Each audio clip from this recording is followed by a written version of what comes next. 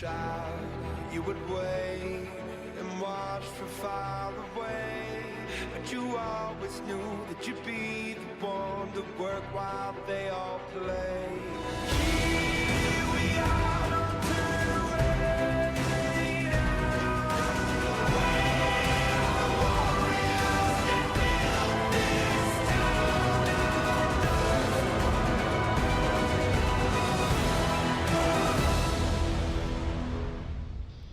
And welcome back, everyone, to the LPL Spring Grand Finals. We're equal now on games between EDG and LGD. My name is Julian Pastry Time Car.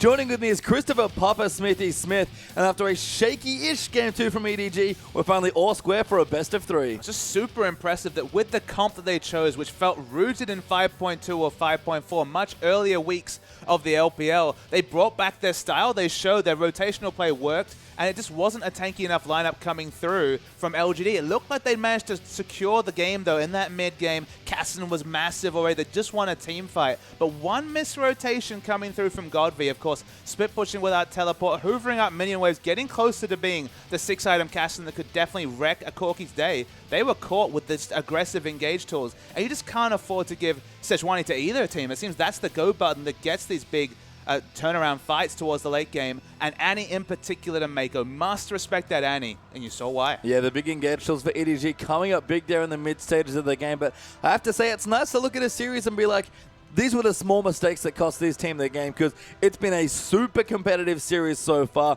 I don't know if after 2 games we can expect anything other than 1-1 between these two, and that is quite the trophy that they'll be winning. I don't know if that's just creative lighting, but that looks amazing. That looks absolutely sick there, and that's what the two teams are playing for: a title, a ticket to MSI, and a nice big trophy as well. As we see, these are picks from the last game, and you can see all of the engage in mid-game from EDG. Absolutely. It was those control ultimates, the Annie and the Sejuani. Clearlove picks up the MVP. I probably would have given it to Koro just because he basically won the game himself with the flank teleport. Sometimes I'm inclined to give that to Mako for the sick ward that opened up that big play, but that last play was crazy, and Clearlove was on point with his Sejuani ultimate. Sejuani has been trading the victories this game, and they have to start accounting for it. EDG on the blue side. Sejuani is looking like a very viable first pick champion. It is, and it's funny to almost go, I guess, somewhat full circle on the patches, given that on 5.6, it was Sejuani. Everybody wanted it.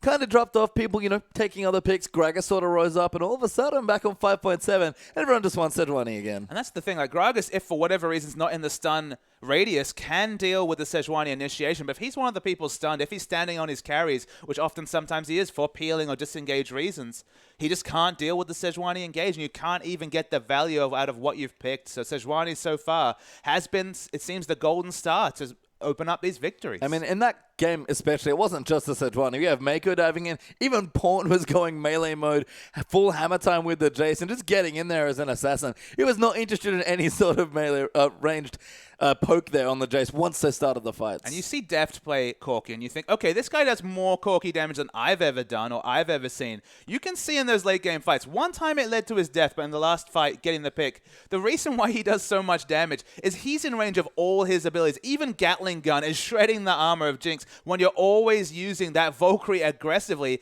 He's not doing damage at even the mid-range, because Corki, of course, a 550 range carry. He's sitting at 300 range or less and hitting all his abilities for max damage. And you can see after 2 Jinx games there for Imp, sort of the danger of being a little less mobile there. Sejuani ults catch you, Annie ults there, Pawn's able to jump on your face, and all of a sudden we have sort of a reset in what was looking like a landslide win for LGD, honestly. They really had a chance to win that game and take the series up 2-0, but instead Deft is smiling away. It was just a very different proposition. It was against a no-engage comp in Game 1. They just had no way to get onto the backline. You saw Pawn on Lulu, of all champions, trying to be a backline diver with Koro and Nan. They just could never get on top of Imp or do any damage to threaten his life that he couldn't just lifesteal through. Game 2, Sejuani and just Annie.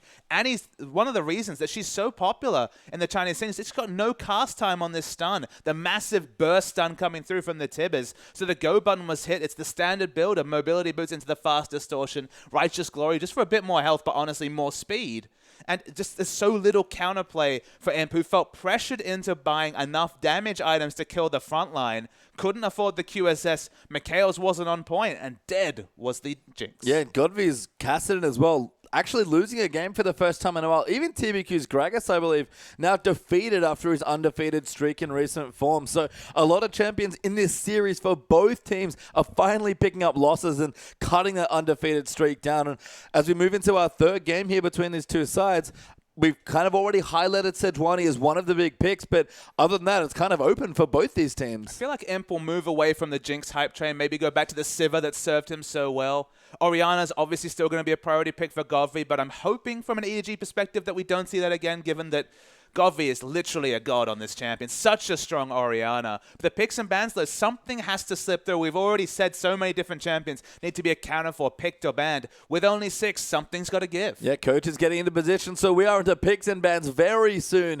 between these two teams. We're about to kick off the draft for game number 3, and here we are. We're interested to see where we go from here. EDG on the blue side this time, LGD over on the red. Kalista banned by EDG, that's followed by a Hecarim, and the Urgot once again banned by LGD. So far, these bans are repeat bans, very standard. There's the Annie ban that was definitely necessary in the previous game. Must have been a blue side strategy for LGD because that's the only unique factor. Game 1, Game 3 on the red side, banning away that Annie. And there's the Nunu ban by EDG. This time on the blue side, did it in Game 2 on the red side, so don't want to give it over to TVQ. Don't want it anymore, apparently. Does EDG. Oh, sorry. Yeah, to EDG. And that's LeBlanc there for LGD, but you have to think it's Sejuani now. I think they just have to hoover up the Sejuani. It's been a 100% win rate. The initiation options it gives Clear Love is very strong. And even just in terms of late game team fighting, you get enough damage. You get enough items to tank up damage. You get the health pool that you always grow with the Cinderhulk.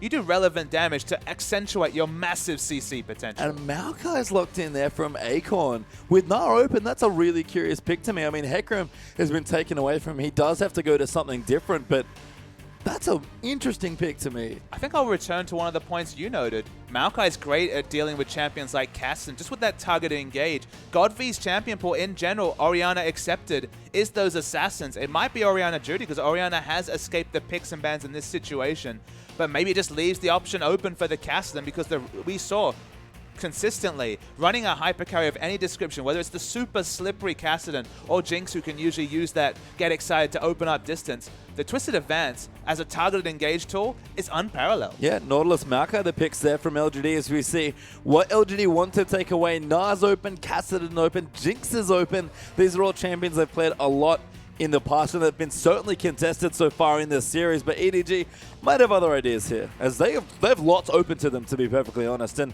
they'll run down the clock, they'll take Thresh from Mako, and there's Pawns Cassidy. This is a really confident Cassidy pick. It was a point I was going to bring up, but I saw 5 seconds, I would say, okay, what do we see locked in? 2 fantastic champions at dealing with Cassidy have been locked in already by LGD. I have to feel like LGD's strategy was to pick blocker picks to stop Pawn or disincentivize him from picking up Cassidy. Firstly, Maokai Twisted Advance, then of course the point-and-click CC from the Nautilus. There is guaranteed CC that will register on a Cassidy during those 6 seconds, then 4 seconds, then 2 seconds of the Riftwalk cooldown. You do have answers already picked by LGD, so this is definitely a more tenuous Cassidy pick than we've seen in previous series. LGD going to run their clock low, but go for Graves and Rek'Sai as their 3rd and 4th pick, and love the Graves from it. Much more aggressive, a strong blind pick here as well to pairing with the Nautilus. But for me, TVQ being on Rek'Sai, something that's a bit more proactive against the Sejuani. Love to see this sort of stuff. Exactly. What can he do in terms of pathing? But remember that although Rek'Sai will still go for the same build path, the Cinderhulk, you do have flexible ganking options, but it hasn't really been TBQ's MO in victories. He's been more on the passive champions rather than the playmaking champions. Clearlove, though, a former herbivore jungler, reinvented himself on the likes of Lee Sin and the Rek'Sai. And we've seen excellent Rek'Sai yesterday from Kakao, showing excellent pathing. There's so much potential, skipping behind turrets, doing your best Shaco impression, but still being a tanky late game force.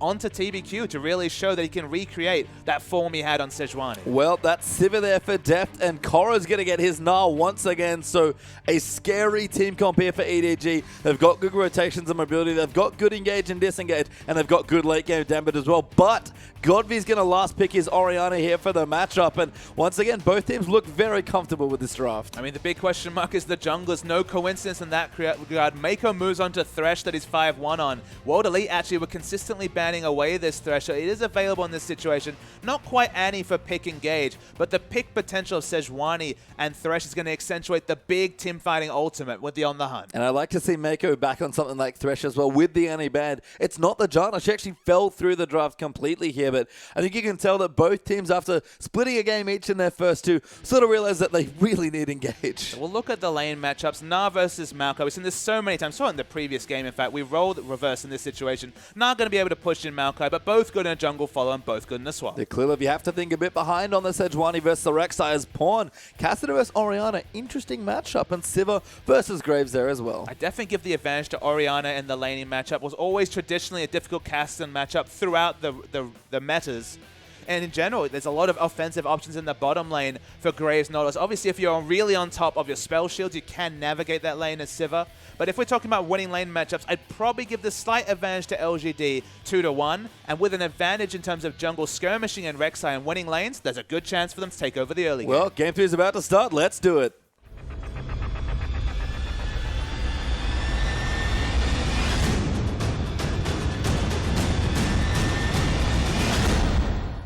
And welcome back into the Rift here for our third game between Edward Gaming and LGD. One apiece now in this best of 5, so effectively a best of 3 will be played for what is at this point the LPL Spring Final title and that glorious looking trophy we saw earlier. Exactly. 3 games potentially to decide all the marbles. The second last team to qualify for the mid-season invitational with LCK finals rolling around next weekend. There's a lot of upside here for both team comps. In the late game, Orianna is going to see so many clumped up EDG members because the unique factor about something like Siva, with her 500 range, with a need to go for the ricochet, go and cancel her auto attack animation, she always dives in with her tank line usually. They're usually at the same spot, obviously moving in with the same amount of movement speed. There's always the potential for clumping, and although Pawn might be able to navigate away from the Shockwave, if the Shockwave, you pile on the AP, it should be hitting onto multiple priority members of EDG frequently, and this is in the hands of an excellent Orianna player like Godfrey. I mean, the mid lane matchup has to be our featured matchup here for these two teams. It's, I think, effectively their two best-looking champions, at least in this season, and especially in playoffs, with Pawn having a legendary Cassidy in Game 5 against World Elite, and God, honestly, just having a legendary playoff on Orianna. Exactly. 7-0, I believe, on the Orianna at this point. Might be 6-0, but a huge KDA on that champion. Already showed what he can do with it in the first series. Not relegated to initiation duty, as you're always able nowadays to hold on to the ball. It was really Ryu who showed that you don't have to just go for the big wombo engage. Just make the enemy respect the ball. It might as well be a zoning tool next to the likes of a minefield from Ziggs or just the ultimate from Nunu. It's just a space that you have to respect because at any point the Shockwave could snap you back. As we can see, we've actually started with a lane swap here initiated by LGD. Godvi got some little creeps down as well. The mini Raptors actually with the help of saplings by Acorn, and Graves right now 1v0 in the top side of the map, free farming it up, and POL's invading actually started the blue buff by himself. I have to feel like this suits EDG just fine. They're not the ones that actually initiated the lane swap, but he's very happy here, Sejuani, to be able to navigate the early jungling, not have to worry about a Rek'Sai in the face during the laning phase, just be able to farm up safely. If we say anything, uninterrupted Sejuani jungles have a very high correlation to victories this series. Yeah, I mean, that's been TBQ's calling card for all of the playoffs, you have to say. And it wasn't a solo there by POL, thankfully. Just taking away the small golems there to get himself about half a level worth of experience. So smart stuff there from POL, getting effectively free golden experience for himself. And we'll isolate the mid lane, and Godvy's already miles ahead in CS. It's just the winning lane matchup for Orianna. Good against assassins, and while Cassidy's certainly not an assassin at level 2 before he has really offensive options. Ranged versus melee, good harass coming through. Very difficult for Cassidy to pick up CS. Honestly, Cassidy happiest under turret, but that opens up space for an aggressive skirmishing jungle like TBQ to really start taking the shackles off and infecting both the lanes and the enemy jungle. And let's be real here, Pawn has to have a good game on the Cassidy because he's not quite a solo carry, but it might as well be given the comp that this time EDG are built around Pawn. But it's a super punishing comp for Cassidy in general. You riff walk in, twisted advance, all of Nautilus's targeted CC, and of course the skill shots like the dredge line on your case and Imp. He has a lot more options than most AD carries. He can just turn around, do his best AD caster impression, and try and blow you up. So of course in the late game, it's going to be great for the Cassidy. And there's Koro. Yeah, good hop away. Gets himself to safety as TBQ with the double buffs. Tries to make something happen early, but can't quite get there. Down the bottom as well. Deft with a good spell shield as Mako's going to roll in. Look for the hook. Plays him back there. Godvy's forced to flash. Does flash the hook. Very well played. Another teleport's coming in as Akon wants to try and make it happen. Pawn desperately wants the early kill. He flashes info. Eats a turret hit. And the first blood goes to Thresh. But Oriana gets the kill onto Cassidy and his TBQ come through as well. Double knock up there. PYL's also here. Mako going to get hooked up by PYL. Triple play, but it's not enough. And a 2-for-1 trade for LGD. The teleport was super on point from Akon. They pick up the kill crucially onto Oriana. Okay, 100 gold extra goes over to Thresh for the first blood, but answered by another kill as well. And that's a 1 skirmish and potentially a dragon for LGD. And Pawn's aggression, we've talked about it already in this series, might be costing him here against Godby, who's aggressive when he wants to be, but very cool-headed a lot of the time. And looks like no dragon just yet as Deft has to recall straight back to base. I mean, if there's only one advantage here for Pawn, is that he was able to close the CS advantage and the minion wave reset in the middle, so he hasn't lost 10 more CS. Clearlove's looking for a wraparound game. Yeah, this is very aggressive as TBQ and PYL are back, but Mako's joining in again. Clearlove this time going to get the jump as the flame moves in, and TBQ now, the one that's a little too low. Someone looks for the kill, but no range there as PYL has to get peeled off by Mako, who takes a good chunk of damage, and Clearlove, I don't know how he lived, but he did. There's been 6 members in mid lane for a good 3 out of 5 minutes. Such has been the aggression around this matchup. It definitely does favor Godby, but man, they're trying to make both these laners pay for their early aggression. And it's smart from LGD. EDG know what they have to do. Get the Cassidy ahead and let Pawn take over games. We've seen it before, but LGD, knowing that's what EDG want to do, counter right back with their own 3-man roams. And you can see the aggressive item build. It's Blasting Wand. It's going to be eventually into a Rod of Ages, but he always starts Blasting Wand just for a bit more ranged wave pushing, of course. If you can get maximum points into that Force Pulse around level 9, Blasting Wand will really help you with a bit of pushing. And then again, you have a magic resist shield from your Null Sphere if you're looking for Q harass. So goes for the more offensive option. We've seen him go off the deep end and pick up a Sheen and look for level 6 power spikes earlier, still building into a Rod of Ages, delaying your stacking just for immediate power. Pawn does lots of crazy things with builds, but Blasting Wand's definitely a staple of his early openings. I think we would have seen Sheen if he'd gotten a couple kills, to be honest, but there's still time. There is certainly still time. As Imp in the top side now, level 6 on the Graves, able to present quite a challenge here to Korra, but he's actually level 5, approaching 6 himself, and Mako will join back in to help him out as Godvy's gone back, and a smart purchase here. Double Dorans and a Chalice, knows that more people are coming to the mid lane, just needs a bit more health. Yeah, the extra 60 health might be really relevant, even if it's just a bit more ranged wave here to go with the Chalice mana regen. He's going to be feeling a little bit safer in the mid lane, but honestly, delaying a spike like the Athenes, the fact that in a Cassidy lane matchup he's got to go a bit defensively is credit to the roam squads of EDG. And TBQ's here again. PYL, speaking of roam squads, still back on the Nautilus. Level 3 as the ulti does hit Pawn. No Riftwalk, can't get away. Dredgeline lands beautifully there under Pawn. He turns around, he knows he's dead, and will go down as Oriana gets the kill. And at the last possible opportunity, just ping 6, engages with the ball, not respecting the ball whatsoever.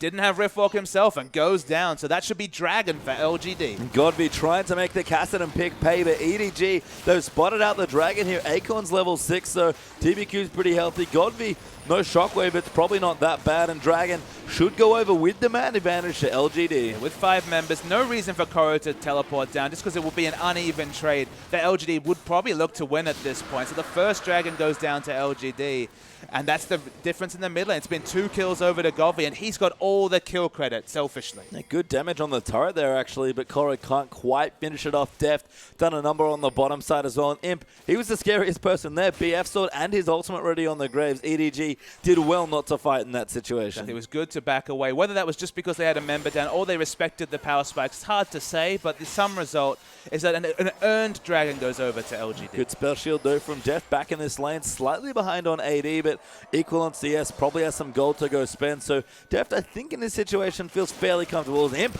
going in aggressive, never mind. Deft very uncomfortable now, has to flash and ulti out as Mako, just going to get a bit of extra harass. He just timed out the spell shield and went all in, knew that he didn't necessarily have kill pressure, but why not go for it and at minimum force him out of lane? Smart trading by Imp against his old Samsung teammate Deft. And now the Avarice Blade's the pickup here for Deft, so has to go a bit more into an emergency item. You have to think it's not a big BF sword for additional AD. He needs to try and stack some gold up. So officially, I have to say, falling behind a bit in the matchup. He's had a really weird, awkward gold value. He had about 1,000 gold and had the option to pick up the crit cloak, but doesn't really necessarily give you a lot of immediate power. Avarice Blade, unfortunately, doesn't really give you any lane presence either. I guess it has the slight upside of losing 5% crit for just the potential of a little bit more gold in the mid to late game, but it doesn't help you when Imp's going to go back. Doesn't necessarily increase his lead, but it's already BSO'd against Pickaxe. It's already in the advantage of Imp, who scales so well with AD. Yeah, Graves is just the aggressive AD carry being played at the moment, arguably more aggressive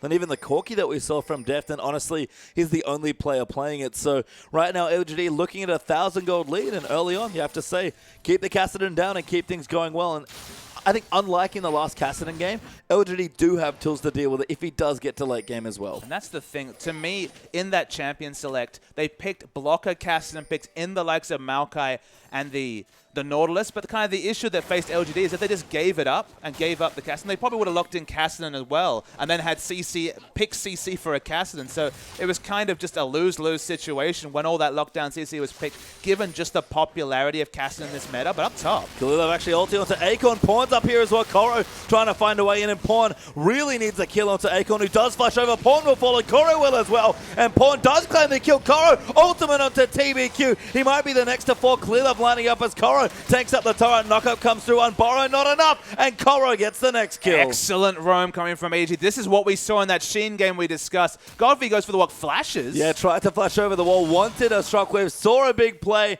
but instead just misuses his flash. I think he was just being really hopeful that over that fat wall he would get slightly closer to the three members. Not to be. No, not at all. And that's Godfrey's flash wasted, and Pawn, a good roam there from Kassadin. That's one of his biggest assets as a mid lane player, but especially on a kind of power trophy character like Kassadin in the early game. He's so good at finding creative ways to get ahead. And obviously has more mobility than the Orianna, who's fairly immobile herself. Can use the dissonance, obviously, for a slight speed up, but not really relevant when chasing down a Kassadin in an off lane. Godfrey had the option of going there, trying to impact the trade, or staying in mid and pushing. Could have got a lot of turret damage down. That's probably why he felt really just forced into going for the aggressive flash to justify wasting all that time walking up as a control mage Orianna. And the result is no flash and no turret damage, so a big trade win for EDG. Down in the bottom lane, Deft doing a good job spell shielding all of his buckshots, but slowly clearing minion waves out from under his turret. It's taking a while for it to go down, but it's being chipped away by the LGD minions. I mean, Deft has basically given up this lane phase. You shouldn't expect too much Sejuani pressure down, but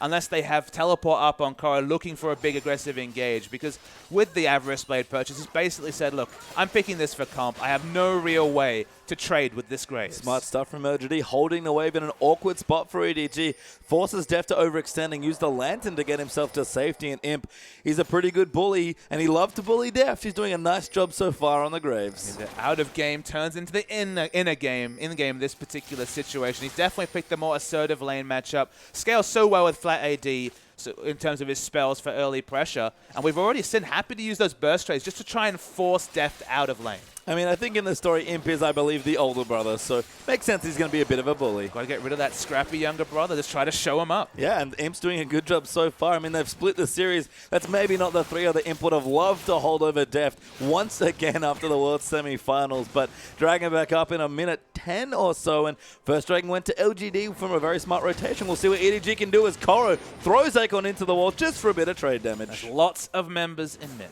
Yep, there are. Once again, people trying to gank in. Clearlove looks for a line for a gank, but can't quite get there. And Sightstones for both. Cinderhawk's done for the junglers here as well. And right now, it's about time to go back and set up for Dragon. The setup has definitely been expertly done by LG. They have multiple tunnels in the area. They have good wards over there. There's a neutral ward coming through from EDG, but the setup, as expected with the exact timer coming through from LGD, has been on point. They want to control this Dragon and open it up as their big win condition with their extra pushing advantage in mid. With their bot lane also been winning the 2v2 trades. The Dragon is their objective to have based on the fact that they've been winning and controlling the mid and bottom lane, so they need to continue on it. But Clearlove's hit level 8. Sejuani's suddenly very relevant in a skirmish. She is. I mean, it doesn't help that Kassadin's now entering his power trough with the Rod of Ages, but EDG have some good tools. If Nars ultimate comes back up, it's about 50% on the way there for Koro right now. They do have some good spots, and we've said it before, big Sejuani odds have won people games so far. She's 2-0 actually in the series tonight. And Godby gets the blue buff. Both teams setting up as Deft. He's all alone. Gets depth charge there, but uses his ulti very smartly, just short for PYL though. Wow, actually managed to run out of max range dredge line. by just the tip, literally would have hit it with basically another 100 range. Koro has prepped this turret damage for a long time, but now he's tired, so he has 15-second window till he's able to build up rage towards that Naba. Should be able to pick up the turret in its very annoying ranged form. But this was a moment for LGD to look to be aggressive, but they're not going to. First turret looking here for EDG, though. You can see the one-hit Koro going to get it there, but he has to kind of rush down and try and give his team some control over the Dragon area. LGD haven't quite leapt for it yet. Godvy's actually gone to back. He's got his Athenes completed now, and Deft again forced to play far back in the lane. Yeah, they just used the Lantern to disengage. Not sitting on a gold value that demands any sort of purchase. Pops a mana pot. We're waiting to see if we do see Koro look for a teleport. He's actually looking for a sneaky steal in the enemy jungle. I think I understand why LGD aren't going for the Dragon. Imp has 2,000 gold to spend in his bank right now, and Koro stealing the red away out from under LGD's nose. Again, all EDG need to buy is time around the Dragon Pit, and Imp, not at his full strength. He's actually an item down on Sivir, despite the lead he's gotten. That's just poor item timings. You have to think. You need to shop freshly for the Dragon, even if you're in an awkward spot. And unless you can force out the enemy AD carry, get a pick to make it all irrelevant.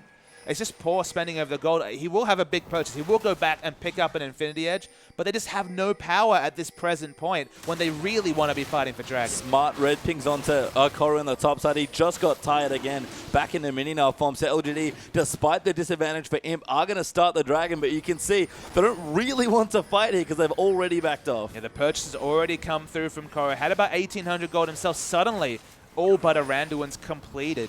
Maokai has Righteous Glory for a lot of power as well, but it's the 2,500 gold sitting on him that makes things difficult. TYL does get the first initiation. Clearlove going to take a little too much damage. Ulti's away, but the Shockwave pulls them back in. Imp comes in for good damage, and Akon, he's teleported down to the bottom side. Koro is flanking, but he doesn't have any rage at all. And right now with those two kills, it'll be a 3v5. Things certainly went better than expected from LGD, using that AD burst damage coming through from him to register the first kill, and then Godby's Shockwave was on point. Two members still looking. Pawn wants to do this. They're actually going in, apparently. Rek'Sai gets the Dragon. PYL grabs on a Koro. Depth around the side. Has to dodge the depth shot. But Pawn, he's gone in massive. He's killed PYL. Flashes out of the way. And it's an awkward trade as TBQ almost dies. And Imp now has to run away. He's in trouble now. Koro coming in. Koro, can he line up the Mega now? He's going into the form. He doesn't have his ulti or flash, sorry. And he goes back in. Akon gets low, but a kill there for Godby. Koro goes down. Deft will follow, and a massive trade there as Ori gets a double. And Ori gets all the kill credit, 5, 1, and 2. Had that mana buff full the entire time. Of course, Athene's now giving you that 30% restore on kill or assist. Got assist for every kill. Mako looks for the flash hook, but flashed well by Godby to get out of it. I mean, that was EDG going all in, trying to get the resets from Pawn, getting in there with the aggressively with the ultimate. Only level 10, so still had the decently lengthy cooldown, relatively speaking, on the ultimate. Feels like EDG lost more than they gained in that situation. They lose the Dragon, they lose the kill trade, and the mid-game power of Imp and this Orianna is going to skip the mid-game with already another nice large rod in that inventory. And for once, Koro's rage management cost him there. He's normally great at managing that rage, but didn't have it, got tired a few too many times. It was smart of LGD to wait like they did around the Dragon, but EDG certainly overcommitted once it finally came time. And 2 Dragons up for LGD is good, but EDG cannot afford to give them a third. No, the third Dragon, the rotational advantage that gives will be palpable this game. The item timings were good from Koro. The re-engage looked like it'll be fine, but we're going to see a replay coming through. So they just look to use everything into engage to justify an instant burst and allow them a kill. Because remember, they get the pick onto Clearlove. Imp, despite having 2,500 gold, they have the pick that should open them up Dragon. They even get the bonus of taking down Mako in the trade. And speaking of trades, EDG trying to push in aggressively. Yeah. They know that Graves is down bottom lane. They want this outer mid turret, but just get those wards down. It'd be lovely to get, but LGD defend well. That turret will not be felled here, and it might finally be able to give his team a turret, and does in fact take out the bottom side of the map. So Pawn will go back. Still level 10, by the way, on that Castan, as Godby is at level 11, approaching 12 already. And Imp not stopping the push. Now Koro may be getting caught here by Akon, but he'll turn it around on the Naren. Never really caught here. He's actually happy to fight. LG have good aggressive wards in the red side jungle. They actually have wards over the red buff as well, considering the contest, but they pull away. Yeah, Clearlove will get his red buff, I believe. Might have even gone over. No, it does go to Clearlove as Def was not in the area to take it away. Krogs will go away as well. And one last thing in that fight as well, Clearleft died with his flash up in that situation. So could have flashed a shockwave, didn't for whatever reason. And just a couple little things, they're going quite wrong for EDG. Once again, it's these little mistakes that cost these teams. Honestly, I think just not calculating the damage from the collateral damage into the consideration. Probably didn't expect that extra 200-300 damage burst. Died to the shockwave shortly afterwards. So yeah, it was just another small mistake, but it's been a series where small mistakes have been punished and snowballed so hard. And you know that's when you're watching some of the world's best League of Legends, because these two teams don't let the standings from the end of the season fool you. They are closely matched in skill, have had very solid playoff runs. LGD had a dream run, in fact, here, and almost looked to go undefeated through the playoffs, which would have been insanity, toppling the top 3 teams from the ladder. But instead, we're here in a third game, which at this point, despite the lead from LGD of about 2,000 gold and 2 dragons, is still hotly contested. You mentioned it correctly, Page Time. The last game was going to be their 8th in a row. Mako. Good spell shield, though, from Def. Mako thankfully not taking enough damage, and Def will get out of the ultimate this time. You know when Ori player is confident in playing on a champion they practice, when they're looking to get picks with that team fight ultimate. Almost got the solo kill. Has Ignite, of course, for a bit of lane control and extra burst damage. Came close, but not quite enough AP just yet to take down Mako. I mean, EDG at this stage, they're playing defensively. They're going to let this turret go. Coral will do what he can. As actually, Mako gets grabbed by POL. Clearleft in as well, but that's a dead Thresh there. And now POL going to get aggressive. They don't have quite enough damage. It's 2v3. Coral needs to be in Mega now from Imp. Going in, he tosses them back, but Def's here as well. Flashes over the wall, takes out Imp, but the trade kill happens, and Akon, now the next one. It's 2v2 already. Godvy's rotated in. Def used his spell shield early, but that might cost him. Has to kill the Orianna, but can't do it at all. Koro, the last one left, should go down in the 1v2. He's trying to make a fight out of it, but Orianna will know. It's Akon that gets the kill. Godvy is willing his team over the line on this Orianna. I do not understand how it gets through, but the consistent damage just not being respected. Everyone using all their summoners to get in means it's easy cleanup for the Orianna. I mean, Cassidy trying to get a pick, but falls short as he rotates to the top. And the reason EDG was supposed to play defensively was Pawn was split pushing in the bottom lane. Yeah, look, he made the very long hop to top. Doesn't get any kill involvement. Is able to pick up a little bit of CS, but now has fallen 30 behind. Doesn't have the big item timings yet.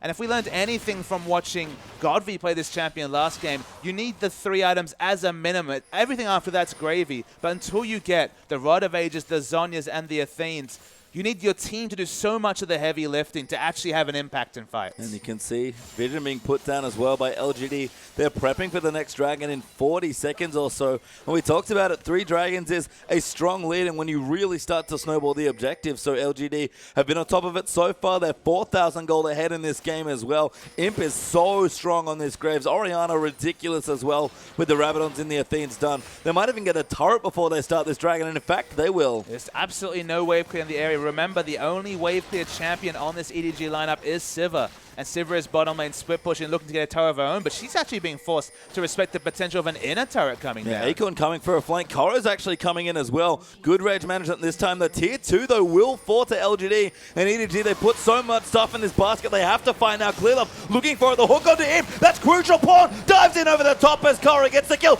Godfrey's dead as well to Clearlove. Now PYL going to fall as TBQ could be the next threat. They get a kill. Yes, Mako does go down, but the ult finally used for Sejuani, as that's a clean ace for EDG. The sweetest hook of all time actually fell down, so not quite a clean ace, but Mako made it all happen with a hook onto him, died with ultimate and heal available, and it's 22 minutes. And I've learned anything about EDG, that means it's Baron time. Yeah, you win a team fight under 25 minutes. The Baron's up, you run straight to it, and EDG going to take it away. The Dragon's up. LGD opinion, I think they want to take it as a counter.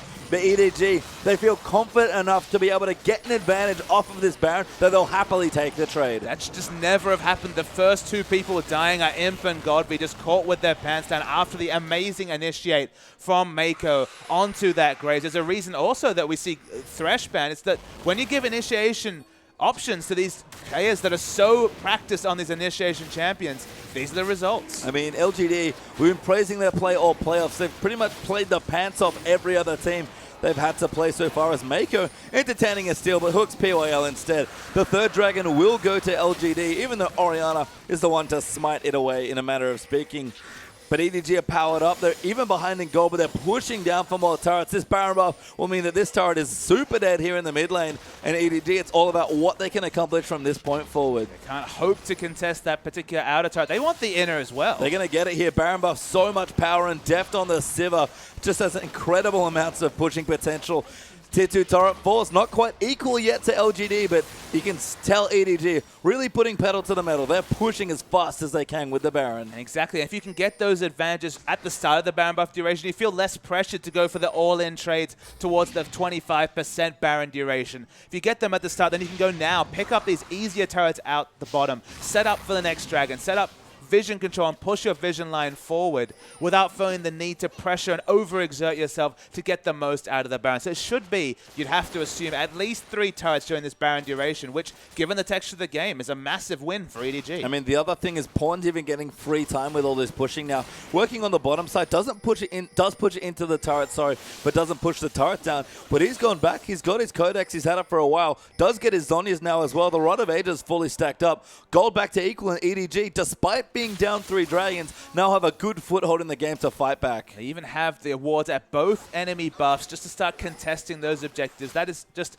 a hallmark of their play, has been ensuring that every time they get rights to something, whether it's taking 3 outer turrets down to get rights to push vision aggressively into the enemy jungle, they always try and answer and take everything that's open up to them. That's why they're so assertive with the Baron around 22 minutes. Baron's not that tanky at 22 minutes. If you've got free time, if it's a 4 members against 1, it's relatively safe to pick it up, and the opportunity cost if you fail, it's pretty low. Look at Death positioning. He's so confident that nobody's going to challenge him. Even Pawn going in forward. They're onto TBQ. They might find Aegon as the pick, weirdly enough, but they're going to go in. Massive 3-man ult from Sejuani. Koro goes in as well. Imp still alive there, but Godfrey getting chunked out. A good shockwave there defensively, but Pawn gets the first kill. Goes in and Zondy's aggressively, but can't quite finish it. Death, though, trying to do the damage, is forced to flash away. TBQ will fall, and it was messy, but it's a 2-for-2 win for EDG. But a crazy, insane fight, and the fact that they still have Baron buff duration means they're going to break the base. Base well and truly broken. Top inhib looking to fall down as well. Might be a step too far for EDG. PYL gets onto Mako. They're going to dive back in. Koro goes in the flay there for Mako. Koro trying to escape, but he'll go down as well. Deft snipes in for some good damage, but he has to back off. There's no real objectives for LG to pick up, but what was a crazy engage. The Wombo engage onto Oriana. Clearlove somehow sniping the backline, leading into a 2-man, but crucially, Oriana being hit by the Gnar ultimate, got them the pick, broke them the base. They're still chasing Death. Nice juke by PYL, actually hooked to the terrain, baiting Deft to use his spell shield, but Aegon unfortunately can't catch him, but a good attempt by PYL.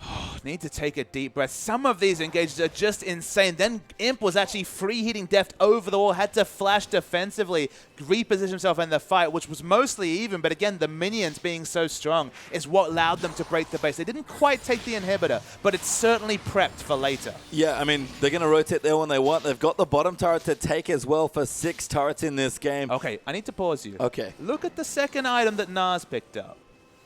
What? Yes. That's a face of the mountain. He just wants to give a bit of health to Sivir. We've seen lots of Nunu, specifically Beast, doing this whenever we saw Crystal on Draven. It's not quite a Mikhail's, but the face of the mountain doesn't necessarily even have that much health stacking, but it's 300 health for a carry we already mentioned. Is fighting with her peers, is fighting with her frontline in the front lines like Sivir. You know what? I don't think it's for Sivir. I think it's for Pawn. It could be for Pawn as well. I mean, look, for any of the frontliners, and this team comp effectively is 5 frontliners from EDG. Yeah.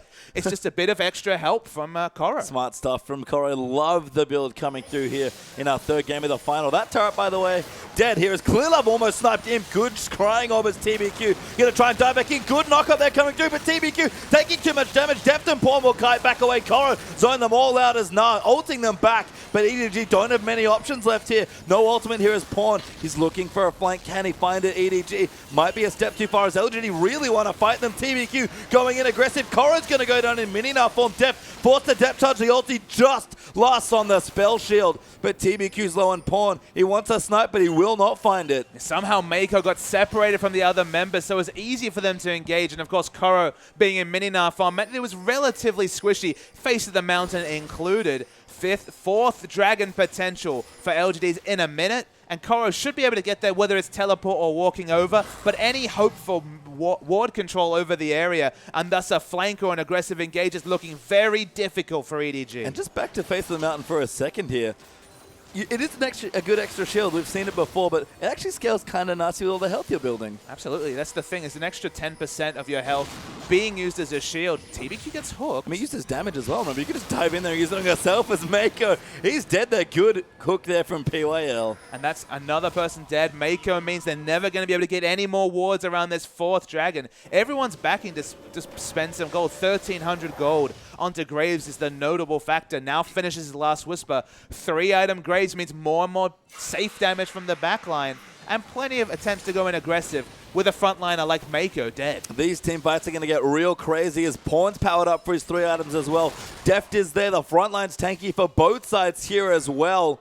And EDG need to arrest some control of this dragon. They had such a good lead with that Baron. They got so many structures out of it, but a couple of picks later, and all of a sudden they're faced again with LGD's 4th dragon this time. And Koro's grouped to clear vision because he seems to think that 4th dragon is more important than 5 minion waves up top. The minion waves pushing out in both top and bot means that LGD are happy to fight around this objective because at worst they pick it up and at best they get multiple. Dragon's dead. EDG have to fight clear up, going in for the steal but doesn't get it. Koro, massive ulti. Nah goes in as well, and Imp somehow dodges it. The good shockwave comes through, but Godfrey's dead. Need to jump onto Imp. He's too aggressive. Depth though getting low there, and there's too much damage from LGD. Pawn though ripping through people on the Kassadin. Depth somehow lives. That's 2 dead already. No one left from EDG, and this time it's the clean ace. These fights are incredible. Clearlove keeps lining up multiple members, including the Orianna with that Glacial Prison, and then the Gnar ultimates from Koro. 18-1 now in his career, but man, is he good. Might make it 19 with this game as well. EDG gonna re-break the base of LGD, and they might just go for the win here.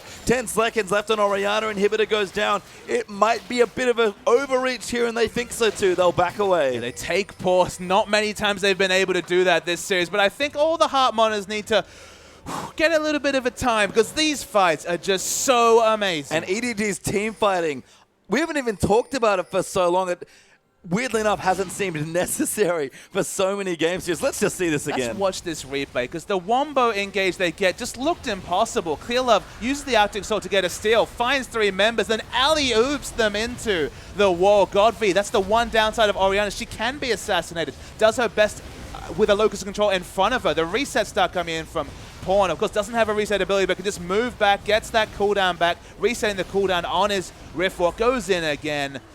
And man, crazy team fight, and EDG wins. That was set up by Koro as well. Wonderful stuff there from the Gnar player, who again, I said it 2 weeks in, don't give Koro Gnar. Again, I might have eaten my words in game 1, but he's living back up to them here in this one. Not sure about the face of the mountain, but honestly, if one of their frontliners, whether it's Siva, whether it's Pawn, even Clearlove, lives for that extra 300 health, it's a justifiable purchase. Yeah, looks fine here for Koro, who's got a good health pool as well. Crunches forward towards the enemy, threatening with the ultimate once again. And EDG, they don't care if all 5 members of LGD are back, nor that their bottom wave and their top wave getting pushed in. They really want a Baron. The top wave is fine. The bottom one is a massive problem. No teleport on Koro means it's not an option for them to send someone down if they want to have any semblance of Baron control. And that's what they've used all their sweepers and vision deniers for right now. Scuttle Crab down as well. Deft will take it away. And LGD, they'll bide their time, but the super minions will push back, clearing out wards intelligently using Deft and his spell shield. And at this point, EDG will re-push the wave and probably just go back to Baron. They're just not able to get complete vision supremacy. Acorn has teleport in about 20 seconds, and you can see littered with multiple flank wards on the downside towards the blue buff of EDG. Pawn's going to push in the wave up top. He's hit those 3 items we talk about. Nice little poke comes out to the Nautilus. That was really funny. PWL got denied by the flay and the hook there. Couldn't quite make it back to the wall. I mean, Orianna's very good at clearing these minion waves, but it's so tense around the Baron. Looks like they're starting onto it. It's got to about 60% health, but they have to back away. Pawn so aggressive with his positioning, looking for a flank onto him. Level 16 Kassadin with 3.5 items, though. I can understand why it's cleared up going again. Oh. Gonna nail him there with the ulti. Gets Godfrey as well. And then it's gonna dive straight in. Death kiting back as Acorn dives in on top of him. But Pawn right into the backlines. Massive damage onto Godfrey. Gets the ulti, but it's defensive. Death flashes the wall to kill him. Assassinates Imp as well. Goes in for the next one as PYL's dead. TBQ will fall. Acorn will join them. And EDG, another clean fight. 10-0 in team fights. Clearlove is a god of position, getting these ultimates onto Golfi 3 times in a row. He had to flash away from a hook from Mako, and this is going to be the game. And EDG, execution-heavy comps seem pretty damn easy when you've got people like Clearlove and Mako on the team. And I'll say LGD strategically outplaying EDG for the majority of this series, but do not discount EDG's team fighting when it gets to late game. Much like their 2014 brethren, this team is destructive. The Nexus will fall down, and EDG find themselves 2-1 up in the series. Something to be said about side minion wave control, but there's another thing to be said about just blind aggression and trust in your teammates. The fact that Deft once again flashes aggressively into a team, repositions himself away from the enemy front line, and fights with his front line, which is what he needed to do as Sivir in general, but with the face of the mountain especially. Just crazy, and Golfi just looks almost perturbed because he's played these games perfectly on Orianna, got caught out in team fights though, and paid the ultimate price. That's a second game in a row, by the way, where LGD have lost with 4 dragons. EDG, they might be giving them away at this point. They didn't even have one. They didn't have a single dragon in that game. Again, kind of giving LGD a pretty good discount on the buff throughout the series so far, but if you never get 5, it's not a win condition, right? But the thing is, though, Pastry Time, the thing we have to return to is that you win that team fight, or you basically lose the game, because eventually it catches up with you when you don't have any dragons, when your side waves aren't controlled. It's literally hit all that perfect CC that Clearlove was doing, basically dial a combo on, hitting it every time. If you miss them, the downside is that you lose, because every other factor in that game was working against EDG. Yeah, trust in Pons Cassidy there as well to carry them through. At this point, Wayless losing a game looks good for Pawn there, and I have to say, EDG, you said high execution. That might be an understatement in that situation, but a strong win to finish, though. It didn't need to be high execution. They could have been on top of those other objectives. They forced themselves on a hole, but damned if they didn't come out of it with a victory. Well, strong team fighting gives EDG the lead now, and they are 1 game away from taking another LPL title away. Don't go too far. We'll be straight back with the LPL.